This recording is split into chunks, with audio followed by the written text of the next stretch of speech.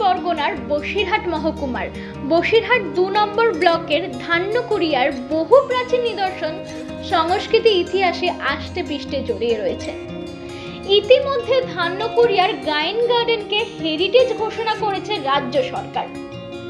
এখানে এমন কিছু দর্শনীয় স্থান রয়েছে যা রাজ্য ছাড়িয়ে ভিন্ন রাজ্যে এমনকি বিদেশি পর্যটকদের কাছেও আকর্ষণের কেন্দ্রবিন্দু।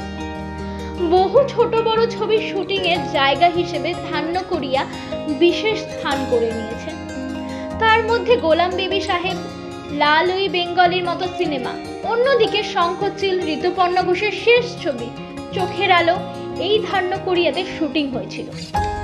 একদিকে এখানে প্রাচীন রাজবাড়ি রয়েছে, অন্যদিকে ধান্যকুড়িয়া সিপাহী বিদ্রোহের আমলে তৈরি হওয়া ধান্যকুড়িয়া হাই স্কুল, ইতালি স্থাপত্য ভাস্কর্য, বহু নিদর্শন সহ গাইন বল্লভ শাহ জমিদার বাড়িও রয়েছে।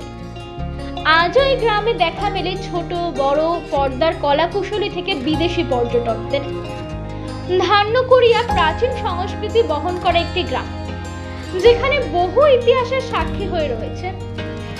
এই হেরিটেজ গ্রাম মুখ্যমন্ত্রী মমতা বন্দ্যোপাধ্যায়ের নির্দেশে রাজ্য হেরিটেজ কমিশনার আলাপন বন্দ্যোপাধ্যায়, বসিরহাট মহকুমার শাসক আশিস কুমার, বসিরহাট উত্তর বিধানসভার চেয়ারম্যান এটিএম আব্দুল্লাহ রনি, বসিরহাট ২ নম্বর ব্লকের পঞ্চায়েত সমিতির সভাপতি সৌমেন মণ্ডল ও গাইন পরিবারের সদস্য মনোজিৎ গাইন, মামুদ হাসান সহ বিশিষ্টজনেরা আজকে অন্যত্র নিদর্শনগুলো ঘুরে দেখেন। যাতে হেরিটেজ করা যায় তার জন্য সরজমিনে খতিয়ে দেখলেন। পাশাপাশি পর্যটকদের কাছে আরো বেশি আকর্ষণ করতে অতিরিক্ত অর্থ বরাদ্দ করার চিন্তা ভাবনা করেছে রাজ্য সরকার, এমনই জানালেন রাজ্য হেরিটেজ কমিশনার।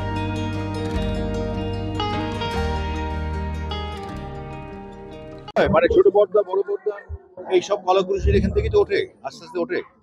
সেই ইচ্ছে থাকতে হয়। তবে সব থেকে বেশি হচ্ছে অধ্যাবসায়। রাতারাতি আমি বিখ্যাত হব এটা করলে একদিন হলে সে কিন্তু বেশি দিন টেকে না। যার অধ্যবসায় রয়েছে, যার পরিশ্রম রয়েছে, যে সত্যিকারের শিক্ষা লাভ করে এক একটি মাধ্যমকে, তারাই কিন্তু দীর্ঘজীবী হয়। দেখুন, ধান্যকুড়িয়া হাই স্কুল সিপাহী বিদ্রোহের 18 বছর পরে তৈরি হয়েছিল এবং ধান্যকুড়িয়া হাই স্কুলের সামনের যে মডেলটা, ওটা অক্সফোর্ড বিশ্ববিদ্যালয়ের আদলে তৈরি করা। দেখবেন ধান্যকুড়িয়া যে গ্রামীণ হসপিটাল আছে, তার যে পুরনো বিল্ডিং, সেখানে ইটালীয় ভাস্কর্যের কারুকার্য দেখতে পায় মানুষ। এখন বর্তমানে জেলা পরিষদের সম্পত্তি গাইন গার্ডেন, যেটা টাকি রোডের ধারে, সেখানে গিয়ে ইটালীয় ক্যাসেল যেগুলো হয়, দুর্গ, তার যে প্রতিচ্ছবি সেখানে মানুষ দেখতে পায়।